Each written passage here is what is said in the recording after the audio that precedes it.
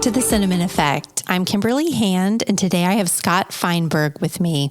Scott Feinberg is a depth work coach and author of the book Reverse Graffiti, The Sacred Art of Unbecoming, which reached the top 15 worldwide on the Amazon new release list for both meditation and poetry. He is the host of the Healing the Divide podcast, which explores the intersectional relationship between political reform, deep healing, global events, philosophy, spirituality, and art.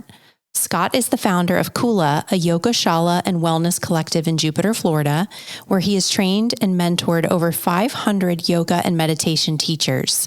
He has been a teacher of the inner arts traditions for over 22 years and is most deeply inspired by the capacity for inner work to support people in both integrating trauma and supporting the further foundation for deeper spiritual self-inquiry and its impact upon human consciousness within the context of self-connection, coupleship, and culture. And Scott and I just spoke and did part 1, and now we're moving on to part 2. So if you haven't listened to part 1, go back and check that one out because there's like so much goodness there. And you so eloquently spoke about meditation and just all kinds of things. So go check that one out. So we're back. We never left. We were sitting here, but we're back for part 2. And I wanted to read a little something that I read on your website, and I just found like it was really beautiful and poignant to me. Sure. And it's, I believe the spirit within each of us is yearning to be birthed in ever new ways, powerful ways, ways that open us to our gifts, our purpose, our passions. They are calling us to lean in to the unexplored terrains of our inner landscapes. They are calling us to not only bring curiosity to the unattended to wounds we've each experienced, but to catalyze these energies into our most exquisite expressions.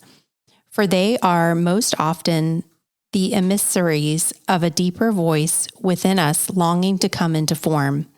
In the purest sense, this work is inner alchemy, a process of transforming places of limitation into places of liberation.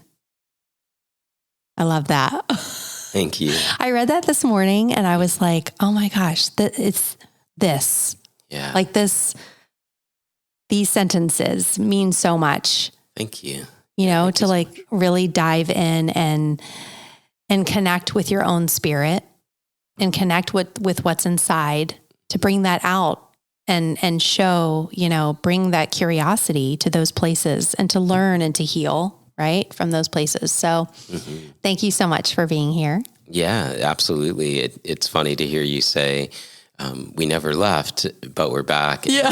in the first episode, that was a point that I had presenced around, you know, when we get triggered or the sense is we left a space and then we come back to it. But I said, well, we actually never left. Yeah. So this podcast is a good representation of that. Oh yeah, absolutely. I know I was going to keep it rolling, but yeah, we're breaking it into 2 parts, but I think it's great. Like, yeah. And it's a good model, I think, for people to see. It's like, we don't actually ever leave our ground. And in a way that I like to hold that is even in those moments when we are not present to the connection is always present.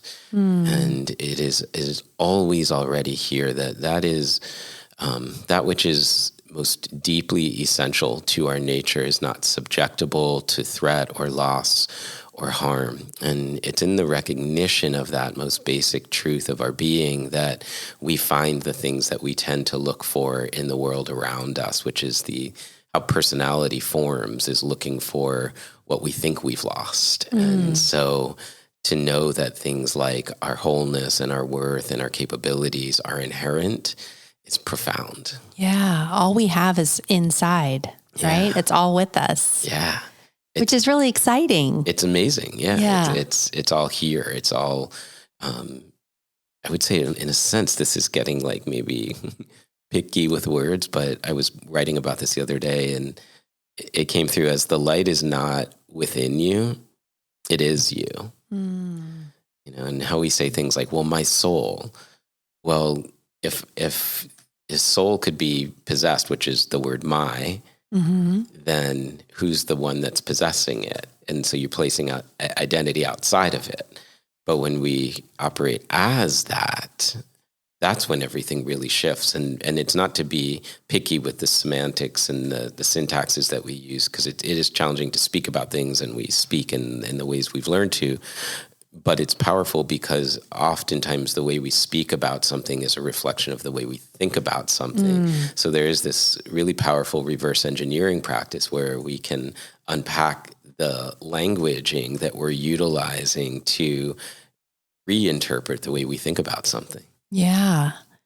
Reverse graffiti, basically, yes. Right? And we were just talking about your book in the last episode. And I want to talk about it a little bit more, because is that a series of, you said it was like, it's your personal story and your personal pain, right? Are these like short stories? Is it like what's the format of it? Sure. Yeah. Thank you. So it's really a collection of prose and poetry, and it's in no particular order in terms of prose versus poetry, but it is organized according to theme. And so some themes include surrendering is one big theme. Another one I call shadow surfing. One of them is called gathering. And they're all like, really where we might write from different parts of our journey. I don't see the human journey as a linear one. I'll say that. So I didn't want to write a book that was like 7 steps to spiritual self-reclamation or something. That feels inauthentic to the way that I at least have experienced and seen what the work looks like for people. So, but there are thematic tones that we enter into, and it's like, similar wounds will travel with us through life, but we'll kind of orbit around them from, higher states of consciousness as we coalesce inside of the, the different insights that we gather along the way. And so the book, it sometimes will be a story, sometimes will be a teaching, sometimes it's a poem. And it's one of those books that you can just leave on the coffee table or on the nightstand next to your bed and just open it up. Most things aren't more than, maybe 1 to 3 pages for a piece. Some of them are just a sentence on a page. And they can be like little reminders or something to take with you along your way through the day, but they are designed to open us up to a deeper experience of ourselves. What was the process? So you mentioned, reading some of these excerpts in your yoga classes and being almost like scared to tell somebody that was yours, that you had written it. So what was that process like to really commit to putting it out there for people to read, taking it off your phone, the notes of your phone and putting it out into the world? What is that like? Well, or what was it like for you? Yeah. I definitely couldn't speak to what it would be for everyone. So thank you for that. Yeah. And I think, a little bit in the last episode, speaking to the fear of being seen, that was a part of it for me. There was also an excitement. I would say there was a feeling that traveled with me for a while, like I was late to the party. Like all of these insights were being developed, and I was like, man, my message is big, but my microphone is so small. And wanting to come out and like share everything, but yet wanting to be hidden and not be seen with it. And so I think there was all sort of, wrestling a little bit inside. And I remember the day that I got sent the final copy, and I held it in my hands. And even thinking about it now, it's emotional. I just started crying. And the words, you are right on time. And so I offer that to anybody, listening. It's like, that's just an incredible experience to think that, something's off or we're behind, and yet, we're right on time. We're never not on our path in some way. The ways that things needed to unfold so that there could be a ripeness and a readiness. And I know that without a shadow of a doubt, because the last edit before, just as an example, the last edit before we went to print, I went back in and I had an insight, and it was that the version of ourselves that we migrate through, the many different versions of ourselves that we migrate through along the way as we come home to self, are not false selves. Mm-hmm. And everywhere in the book it said, so your false self would do this, but as opposed to your true self. And I was like, wait a second. It's not a false self. It's a learned self. Mm-hmm. There's a little bit of like, that's not real. Get rid of what's unreal, stand for what is. Yeah. And it was like a blind spot in my psyche. And so it's funny. So I went and I changed that. I changed false to learned, and then, now we're good. Now we're good. But you needed that. You needed that download of. Yeah. But then the other side of that, I would say now is it sometimes when I read Reverse Graffiti, it's not so much like the teachings or the tools or the expressions aren't aligned, but I could feel the space I was in when I wrote it. Mm-hmm. And I can feel the space where I'm in now. Yeah. And it feels like a pretty big chasm. Wow. So that's interesting to feel into, and okay, maybe it's time to just write another book. And I've thought over the years, way before writing, isn't it interesting when you like go to a concert and the singer is singing like everyone's favorite song from like 10 years ago about this like breakup, and they just don't feel it anymore. Yeah. Like they have to put all their passion into it. Yes.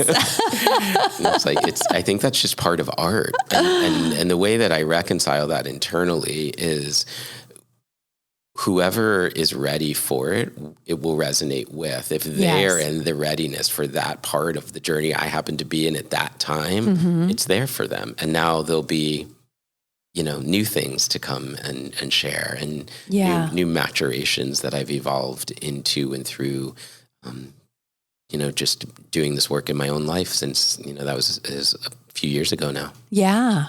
Yeah. I think there's so much importance in what you just said, because feeling like when you were originally writing it, well, maybe this has been done before, right? Mm-hmm. Like, I think we have the tendency to say, because everything is moving at such a rapid pace, that, someone has already done this. They've already put something similar like this out there, right? Why would I do that? Mm. Why would I contribute to kind of, the same thing? But I think, the light that we are, right? Not within us, what you said, the light that we all have something so individualized and beautiful to bring to any space, right? To bring to any kind of thing you're looking to do. It's like, and it is the imposter syndrome. And I think it's so important. And I honestly feel like it's so much even more important to talk about, because we have constant comparison all day long of everything online or in social media, or, just there's so much information and so much, just like you're comparing yourself all the time. So I'm glad that you brought your light to that book, and I'm so excited about it, to read it. And, thank you. Yeah. And then to also feel like you put this thing out there, and maybe you have evolved from that, but realizing the value that still lies and lives in that. Mm-hmm. We want to say it, like I caught myself the other day thinking, oh gosh, am I going to look back at my first podcast and be like, why did I say that? Or why did I put it out there like that? And it was like, no, that's where I was, step one of the journey. Yeah. And like, it's how much more beautiful, not more beautiful, but just it's evolving. It's changing every time, every interview, every person I sit with. Like it's just, but it all has its place and it has its value there. Absolutely. You know? Yeah, absolutely. We are constantly evolving. So to not show that process is actually to restrict our light from coming into form. And so it's vital really to the health of our species as a collective that this comes into form. And when it does, it's profound. It's not who am I to do it, but who am I not to do it? Because it lights up the entire world when we shine. And if you were to think of it like, what is more contagious than being with someone who is full of light, who is shining outwardly? It's like watching a log get caught on fire. It's going to light up the inherent potentiality for fire to emerge from the log next to it. And so whether it's contagiousness or its virality is the person sitting across from you or the person sitting next to you or people inside of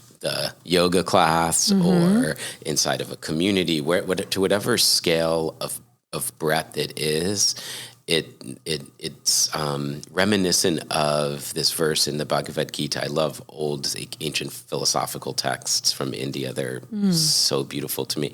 But there is a verse in this particular text that says, no effort is wasted when it's in service of recognizing me, essentially, as your true nature. And it's a conversation unfolding between the kind of the basis of self at the level of soul and the recognition of the divine. That imagine you could have a conversation with God, if you will, and then God is essentially saying, like, you're me. And it's like you're made of me. Like, to stay with the fire metaphor, you're a spark of my flame. Like, everything that you're made of is that. And so is everything and everyone else, and nothing isn't that. And to not illuminate as a spark of that flame is to not be your true nature. And to illuminate is not only to be your true nature, but it is to remind other people of theirs. How? Just by being you and by seeing them as you looking back at you. So if I sit here across from you, even in this moment where we're sitting at this table, in this podcast, in conversation, converse, meaning with verse, with song, right? It's really incredible. And I see that, of course, you're a distinct human being than I am, with distinct emotions, distinct beliefs, distinct experiences, a distinct body, and even a distinct soul. All of those things are in some way an emergent property of something, this vast field of consciousness that we share. And if I were to kind of go, who am I, and maybe even get beyond the who, and I start to go to the what am I, what is this? And it starts to break down. It's like the Big Bang, like it all breaks down at some level. And we go, well, what am I? And it's like, I don't know, but whatever it is, it's everywhere and it's everything. And so I start to see you as me and me as you. It becomes not only more permissive and safe to feel like I can come out from hiding and shine and share and create and offer, but it also becomes more viral. Yeah. And I think that's cool. I think that's absolutely incredible that our leaning into the deepest nature of ourselves and bringing that then out into the world inspires others to do the same. I love that. Yeah. And I totally agree with you. I was actually thinking, as you were saying that, do you feel like people in general, I'm just generalizing this, but people are almost scared to share parts of themselves, whether they think they're going to be judged, or I just notice, more of a trend towards people not wanting to be judged or rejected. It's more, they're just scared to allow another to really get to know them. I don't know if that's in like adulthood that I've noticed that more. It's like when you're kids and you're forging these friendships. Like I've heard a lot of people say, it's harder in adulthood to make these good friends, and I don't know. I just feel like maybe that's an important comment to make on, just, I don't know, just how we are today. Yeah, absolutely. I think there is a deep yearning for belonging that exists at the core of each of us because of what I just said, really, which is maybe how your thoughts even linked, in the sense that we come from the same source, whatever that is, by whatever way belief system one might carry around that. But whatever it is, there is something inherent, implicit within each of our beings that is, whether we're in intellectual recognition of that or not, that knows the feeling of connection and belonging. And for by and large, most of us, definitely by the time we get to adulthood, there is the feeling of at least the perception of the loss of that. And that our core wounding, for by and large, I don't want to speak in totalities for everyone, but if we could paint somewhat of a broad brushstroke here, it would be that most of our wounding is relational. And so we have fear of rejection, we have fear of abandonment, we have fear of betrayal, we have fear of conflict. So all of these energies exist. These are the wounds. In yoga philosophy, we call this samskara, meaning like an imprint into the subconscious of the being that generates a basic fear. And so what you're describing is a basic fear. In Enneagram, we call it basic fear. And then out of basic fear, which is a derivative of the imprint, arises what's called a basic desire. And then the personality emerges as the learned self-identity, essentially the surrogate I, that now looks into the world around us to find what it feels it lost. And that unto itself becomes a scary process because it's wrought with the threat of not getting it. And if we do get it, losing it. And so now we're thinking, I'll be happy if I get it, but when I get it, I constrict because I don't want to lose it. And so we're in this sort of negotiating all of the time because we haven't identified that thing that we are looking for as being already fundamentally present within ourselves. And so that reclaiming or that reclamation process of turning back towards ourselves, identifying the unmet need and meeting it now, is what integrates those parts of ourselves that have felt kind of quarantined off from the whole tapestry of self. And I actually call that yoga. To me, that's the definition of yoga, is the yoking or reintegrating of the seemingly exiled parts. I say seemingly because I think just like the podcast left and came back without ever going anywhere, we don't actually ever leave, but because we fall into the assumption, the presumption of identification with the wound, and how do I avoid it again? And so I think it's the most universal human experience, actually, is that we personalize things and we make them about us. And the reality is they are incredibly shared in our humanness. And so when we have podcasts like this, we have conversations like this that give voice to those parts. It's really, really powerful, and it's medicinal in a sense, because it's like where conversation becomes ceremony, because it invites the unseen into the scene. And the impact of that is that somebody could be listening and going, oh, yeah. Me too. I have that too, and then that recognition then allows us to be more compassionate rather than judgmental with those parts of ourselves that we've been silently suffocating. Yeah. And I was just reading a study about longevity of life, and the most reliable bioindicator of a long life is the length of our telomeres, and the telomeres are kind of at the end of the chromosomes where the cells divide, and it kind of wears down as we age. And what this study showed was it was following two groups of people. It's like a group of people moving through life without an internal practice, and then a group of Japanese monks in the Soto tradition, and they measured their telomeres over a period of time. And what they saw was that in their meditation, which was based on leaning in or turning towards difficult emotion, meeting what arises with compassion, and recognizing the universal nature of whatever the emotion was that they were experiencing, not just keeping it to themselves or making it about themselves, generated longer telomeres at the same, every other same, demographic indicator. Wow. Just wild. And so those things are really important. So I acknowledge you for bringing them up and bringing them out. Thank you. Yeah. As soon as we do, it changes them too. Yeah. That's amazing. Yeah.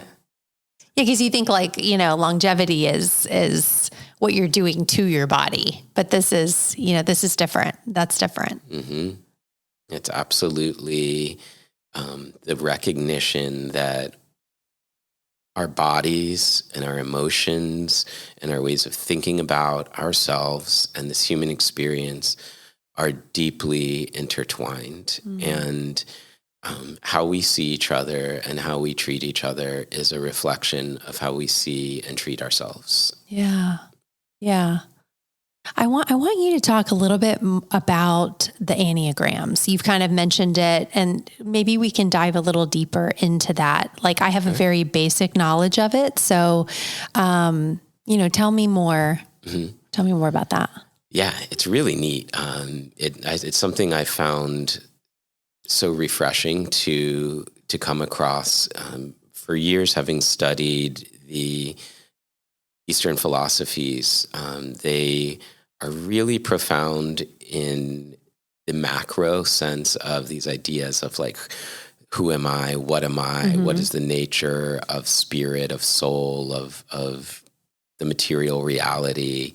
How do we come to suffer, etc.? And all the teachings on non-attachment. So those are really profound and big picture, and then like the really granular piece of like, well, what do we do about it? Like, what are the practices? How do you meditate?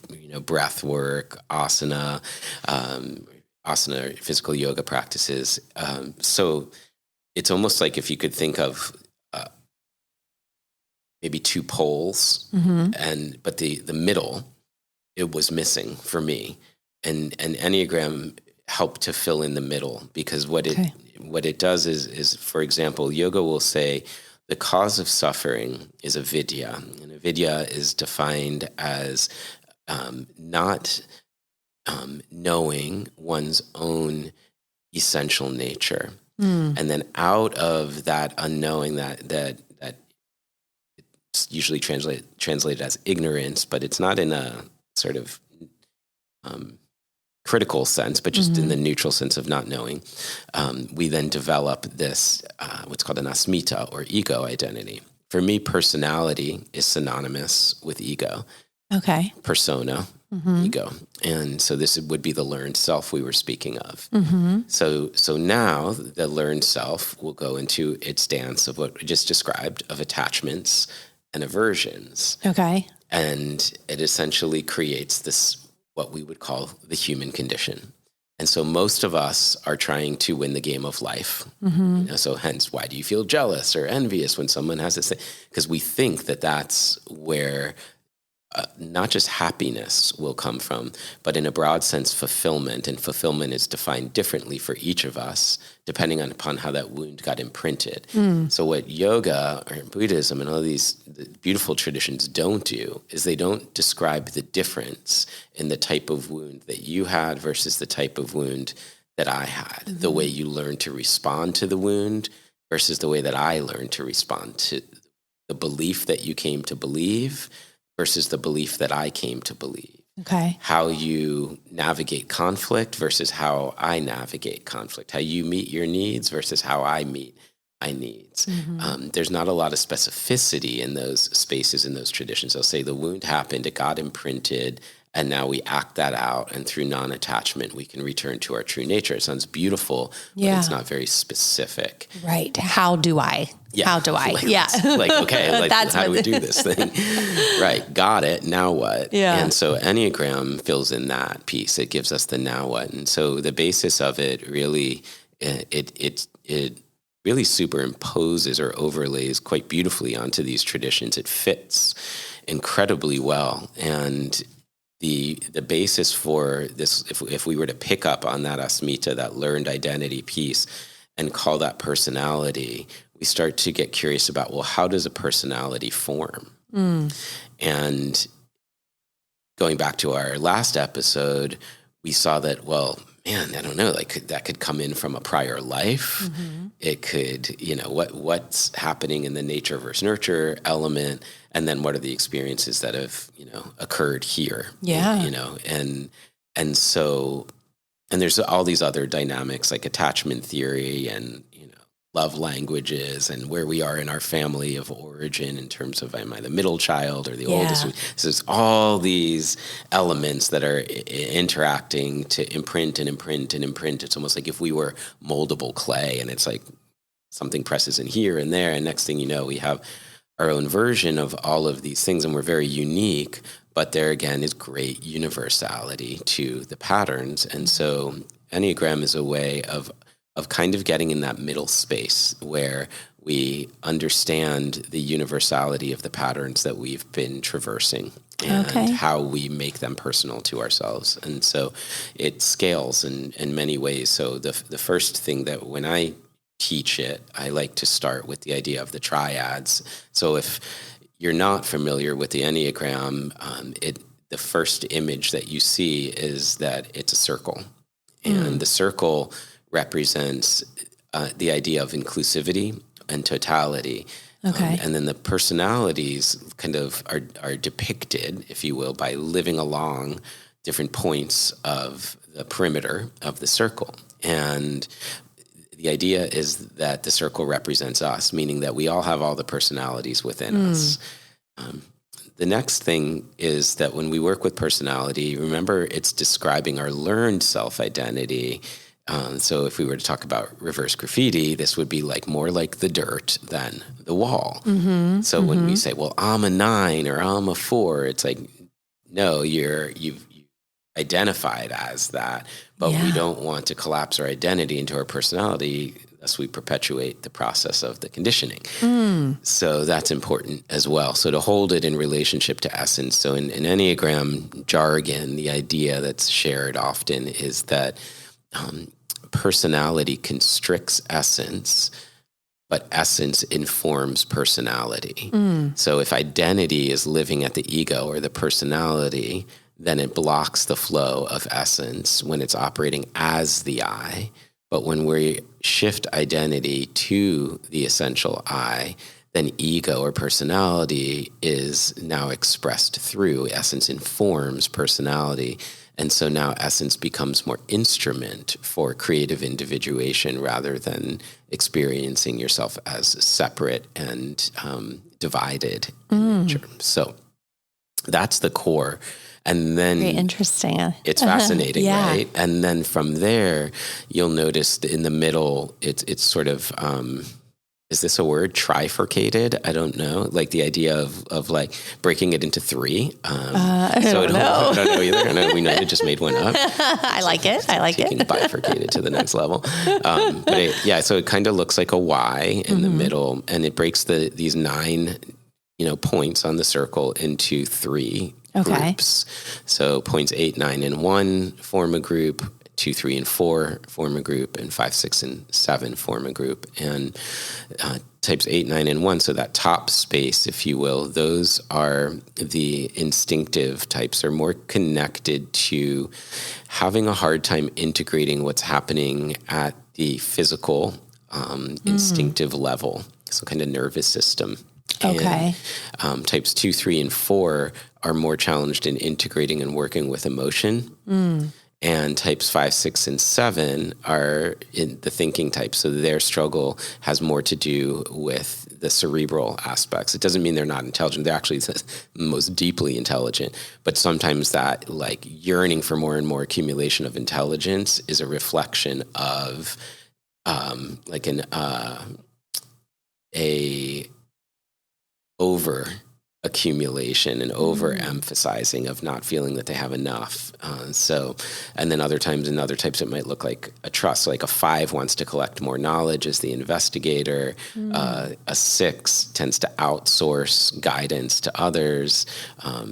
A 7 wants to stay up and out of the pain and doing the inner work by collecting more experiences and being into so many things. And so each type has a way of kind of avoiding an aspect of self and has a way of coming back to an aspect of self that's different for each of us. And so it's important because at least in the space holding or coaching or teaching capacity, what might feel helpful for an Enneagram 6 is not going to feel necessarily helpful for an Enneagram 3. Now, in some ways, it will, because there's a relationship between those two types without going like full Enneagram on the podcast, just kind of keeping it at a little bit of a macro level. The idea is that each triad represents something different, and in terms of like where the struggle or the difficulty lives, whether it's physical, emotional, or mental. And then inside of that, there is a sense of the core wound that generated that difficulty. Okay. So for the instinctive types, there's a challenge of feeling whole. So they seek and work with the difficulty is around autonomy, and where the feeling types, their wound is more around worth, and so they tend to more be seeking attention. And then the thinking types, their wound is more around capability, and so they're seeking security. And so because of those seekings, they produce certain outcomes. So like the instinctive types are most challenged with anger. And so they're on what's called the rage spectrum. Whereas the feeling types that are working more with worth, they'll tend to more just struggle more with shame. Okay. And so you can kind of feel like the heart energy versus the instinctive energy from anger to shame. And then the thinking types that go more towards like security seeking and capability, you can see how that starts to future orient. Move towards fear.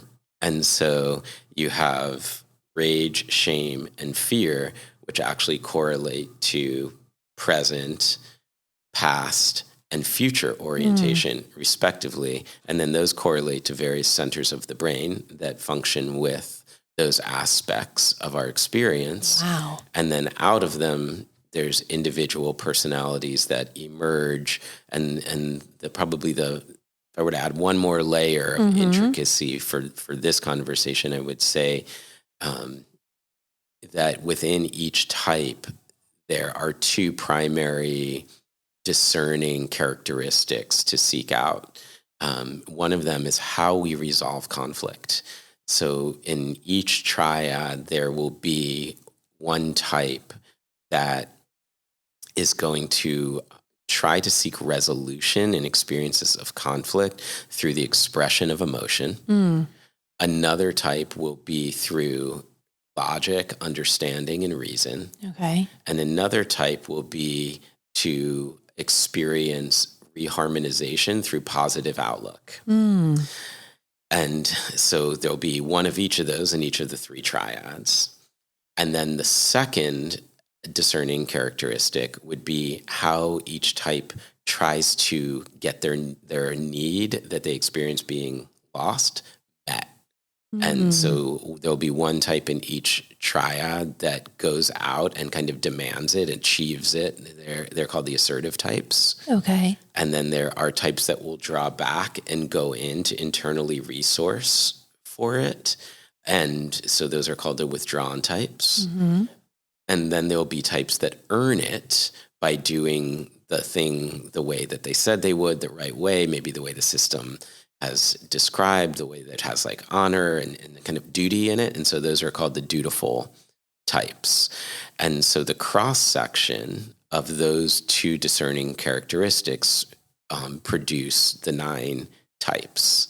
And so you've got, 3 conflict resolution styles, 3 styles of how needs get met, the various combinations of those 3 things in those 2 pairs. 3 times 3 equals 9. And that's kind of like the core of how the personality evolves. And so within that, we have like an example. I'll use myself as an example. So my combination of those 2 things would be a withdrawn positive outlook. Right. So like I'll refer to that as happy chill. Okay. So, I see that. Yeah. So I want to have a positive demeanor, but I'm not going to be like in your face. And I'm just going to kind of like, this is like go with the flow, happy-go-lucky, roll with it, equanimity.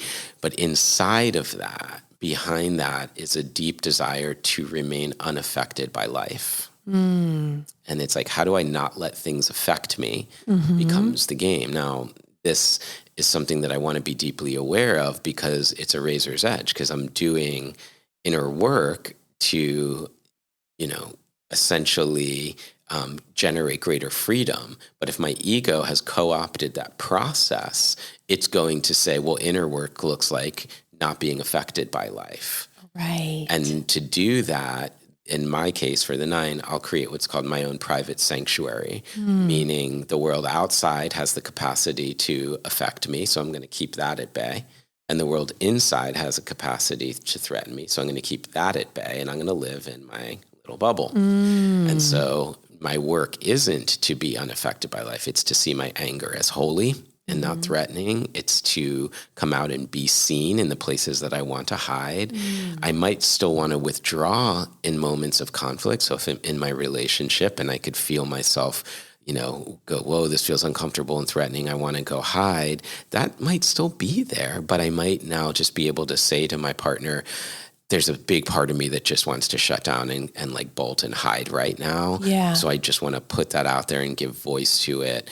Or I need to, like, this is too much for me, I need to step away, but I don't want you to misinterpret that as me leaving the relationship, which might push on something totally different for you, because you might be a dutiful type and being like, no, we're supposed to talk through this, and I'm going, no, I need to shut down. And so the interaction amongst the types is its own art form. Interesting. So when I do couples coaching, we actually start with our Enneagram. So we do it in our intake where each person will do it. So we begin to learn the lens of the other person and how they navigate life, so we can speak to in honor of the difficulties they have, those parts, and say, hey, I know you might feel threatened when my emotion gets big. So I just want to remind you that this isn't about you. Yeah. And I'm just having a hard time. Maybe you can help me. And I'm like, oh, help? I would love to help. Yeah. That's it in your... So that's kind of an example. I know that was a lot to take. No, it's really interesting because it feels like we should all know that information about ourselves, Is it like a series of questions that you go through and figure it out? There's, I recommend the source. There's a lot of Enneagram sources now. It's awesome because it's spread a lot, but it's also like anything else. Yoga is a great example of, in its proliferation, sometimes we can, extract pieces of it and it misses some of the depth. So a resource I'd recommend is EnneagramInstitute.com and taking the RHETI, RHETI test, and I think it's like 140 questions or something like that. Oh, wow. Like very in depth. Yeah, it is in depth, and it's sort of like a map of where spirit and psyche meet is how I would describe it.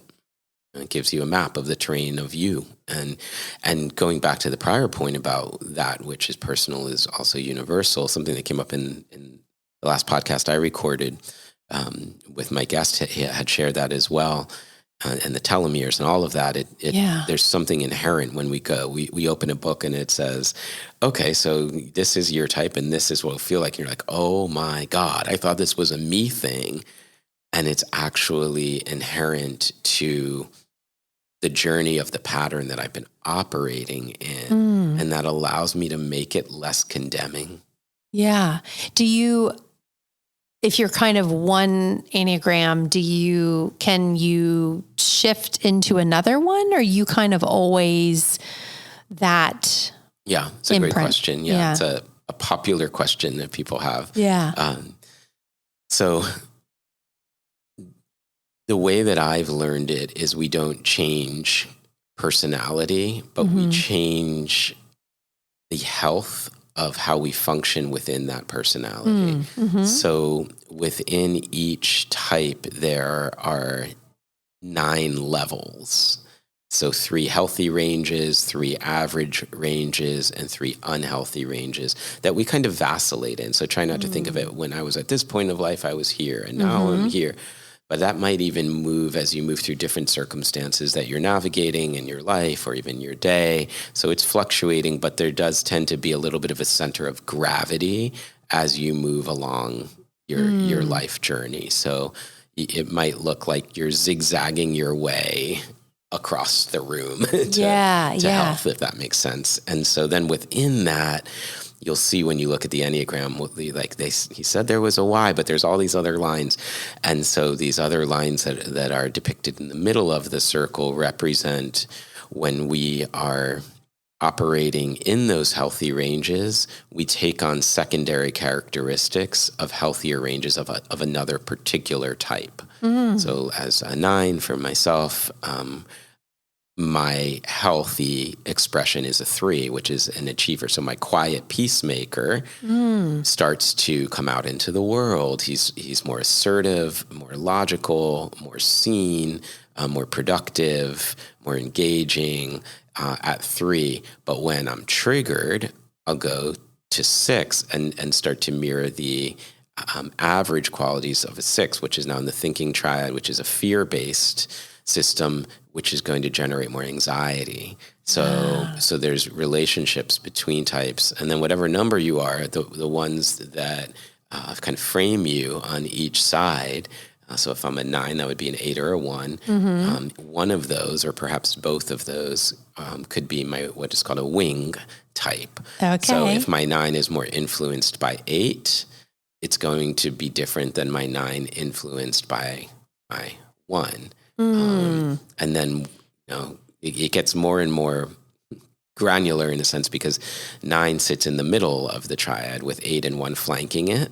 So that means my wing has to also be within my triad by definition. So that tells me that I'm going to have a stronger dose of challenge in the physical, that I'll have a tendency to become hypercerebral and be more turning towards the emotions, but to avoid the body. And so I know my work is to go to the body. So I may go, the gym, like whatever, the gym. I want to read the Upanishads or something. That sounds so great. But no, not for me. For me, the gym is the church. Like you go, power vinyasa is superficial. Yin is deep. Nope, not for me. I had to move my body to stay integrated in it. Wow. And so the work, the outcome looks different dependent upon the nature of the personality. And so it's, to me, it implores us in the role of space holders to understand the nuances of one's personality patterns in order to essentially offer the most appropriate practices for someone. Yeah. What brought you to that work? Like, how did you discover that? Just by grace of a friendship with, just a friend who is an incredible Enneagram teacher. And she invited me to host a retreat with her.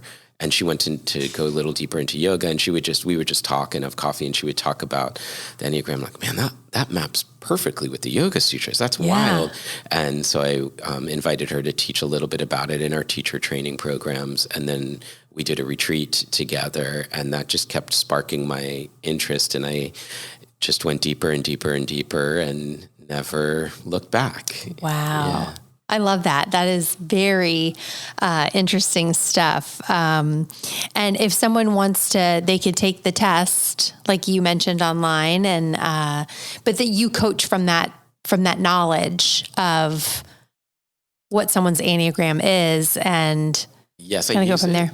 Yeah, it's interesting because there's a bit of subjective bias that when we're taking the test, our subjectivity might color it a particular way. Mm-hmm. So I use it as a loose-fitting hypothesis, I would say, at the beginning. It's just a starting place. Yeah. But we don't get too attached to it. Again, all the types are in all of us. So I tend to operate and say, I don't operate as this or as that, but when I'm in this one or I'm in that, so even if my core identity is at 9, and I might say, okay, well, and I show up in my 4, I try to understand it by the nature of the pattern and understand the pattern to help what's showing up within me. So I don't get too constricted around putting an identity around the type, but I do utilize it as one of the pieces with the coaching work. And I love to utilize inner child work. I like to utilize imago dialoguing technique, which is really powerful for conflict resolution and helping people to feel seen and validated and empathized with. And if we can infuse some of those things, Enneagram with imago, and some understanding of the bigger concepts that I was speaking of earlier about the nature of self, and then apply the appropriate practices, then we have all the parts working together in concert. And that's a really powerful recipe for healing and transformation and connection. Amazing. Amazing. You are the real deal, Scott Feinberg. I loved our time together. I mean, I just so much goodness and insight, and really, your goal is to really help someone tap into their light, the light that they are, right? Absolutely. I mean, yeah. That's it. Yeah. So thank you so much for being here today. I really appreciate you. Tell everybody where they can find you. Yeah. Thank you for having me here. It's been a joy and an honor, and grateful to share in the conversation. And you can find me online at embodiedinsightcoaching.com. Okay. And on Instagram, scott.feinberg. And if you're local to South Florida area, northern end of Palm Beach County, you can find Kula at kulayogashala.com. It's a magical space, definitely a magical space. Thank you so much. If you guys enjoyed this episode, please rate, review, and share it with somebody you love. Thank you so much, and we'll see you next time on The Cinnamon Effect.